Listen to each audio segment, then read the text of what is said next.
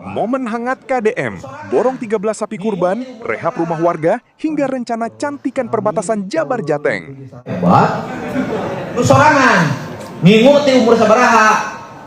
Terus kami tahun 78. Doma mah geus sorangan.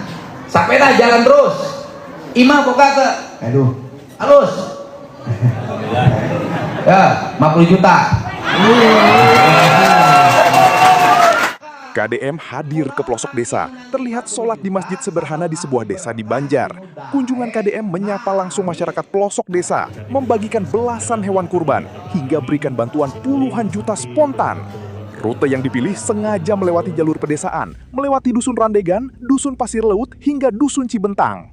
Banyak momen di dalam perjalanan KDM. Subscribe dan nyalakan notifikasi agar tidak ketinggalan video berikutnya.